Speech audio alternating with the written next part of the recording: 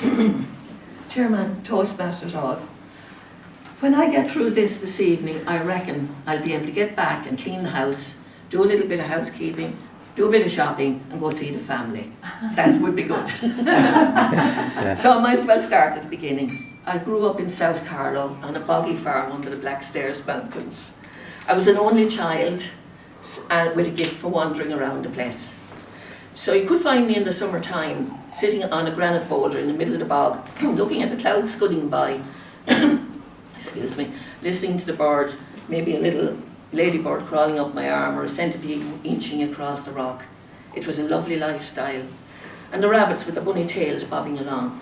But there was a sound I loved, and I still do, and it's kind of hard to describe. It's the sound of cattle eating grass, because they come up quite close to me when I was quiet. They start eating the grass, nyump, nyump, nyump, but there's no way to describe it. So I suggest to anybody who doesn't know what cattle sound like eating grass, go out to your nearest farming neighbour and ask him if he wouldn't mind letting you into his field to listen to the cattle grazing. Then you'll know what I mean. You won't need any explanations. You could also find me on the bank of a little river that flowed at the end of the boggy farm, with the sun stippling through the hazels and the birch, and I'd be looking in at the little trout swimming in and out among the reeds, and the water as it babbled over the stones. Then I reached 14 and I was sent to boarding school. My mother said that was to knock the corners off me. To this day, I have no idea what corner she had in mind. However, it knocked the stuffing out of me.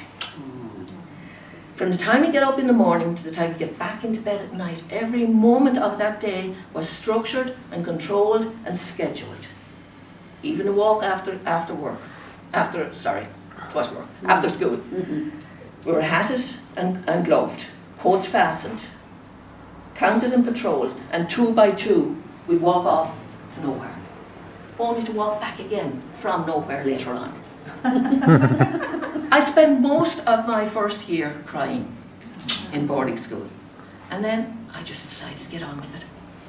I became a pharmacist, and then got married and had children, and when the children went off to college and started taking care of themselves, I realised the jingle of money in my pocket was a lovely attraction.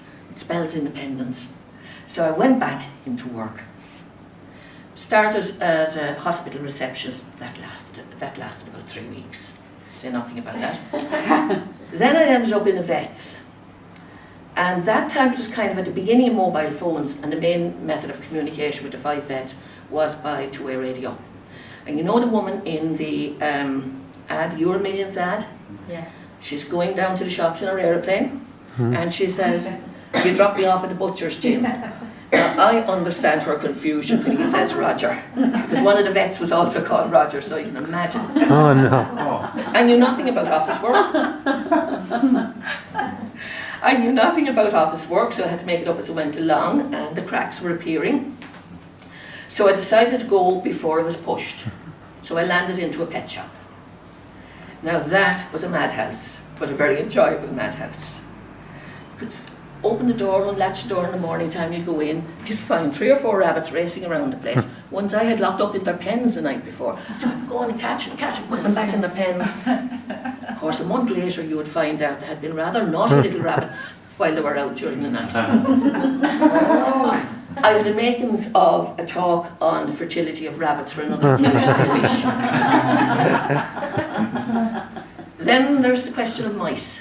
Did you know that snakes, some of them like live mice, and others like them dead? So we used to freeze them for their convenience. But there was another small segment of the mouse market, and that was maybe 13 or 14-year-old boys who were interested in pet mice. They would come in and they'd look at your collection of mice, maybe 15 manic mice running around a little cage, their tails sticking up like antennae. Okay, I want that white one. So I dive in and try to figure out which tail belonged to which mouse. Put it up. He wants a white one. Well, this one is a white one with some brown. That's a nice mouse. Would you like that one? That's really... No, I want a white one. So you drop the mouse. So you pull it up again. There's a black one. That black is really nice. You say, isn't it? No. Okay. So finally, you pull up a tail, and lo and behold, there'll be a white mouse at the end of it. Hallelujah! Pop it into a box real fast, get the money out the door, happy customer. Now, after a while, I got fed up tailing mice. So, next time a young fella comes in, he had his sister with him this time, he wants a mouse. I thought I'd been fierce clever. I got the case of mice, and I'm down, would you like to pick out your own mouse? So he dove in manfully to start pulling up his mouse. She smelled a rat. She said, Miss, why don't you pick out that mouse for him yourself? Wow, that was an awkward question. So I said something along the lines of, your brother wants a pet mouse, so he wants a friend. So it's probably better that he chooses him himself. Well, look, friends, wasn't a good effort from a woman that hadn't even heard of Toastmasters at the time. Well, I thought it was good. She wasn't impressed. Anyway, after a year and a half in the pet shop, I realised something I never realised in my whole life before. And that was that I could handle the public. So lo and behold then, I got back into pharmacy, this time into community pharmacy. And for the last 15 years, I've been wonderfully and joyfully and happily engaged as a community pharmacist. However, about 4 years ago, I realised I had no hobbies.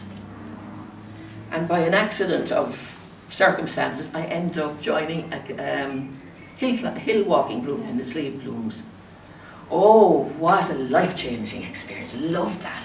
You know, squelching around the muck in the sun, the sleet and rain, maybe midges, you know, whatever it is, it's lovely. And you get such a workout, you come home satisfied, worn out. It's such an antidote to work. I just took to it like a fish to water, like a frog to wet grass. And then, because I'm getting a little sinewy as the years go on, I decided last year I need to loosen up a bit and I joined yoga. So I could rise the legs a bit, or I could stretch a bit more and grab things and stop myself slipping down in holes. So that was grand. Then this year I saw the ad for Toastmasters. I said, now I'm right for Toastmasters. I know, I have a purpose now. So I came to Toastmasters to find out how to speak with clarity, eloquence and passion about my new lifestyle choice, this hill walking lark. Because I want to tell you about my holidays I spent climbing in the mountains or walking up the mountains of the Sierra Nevadas in the south of Spain, or trekking across the foothills in the Ligurian Peninsula. I also want to tell you about my dirty weekends in the west of Ireland. Well, let's face it, you should see my boots when I come back on a Sunday night. That's me.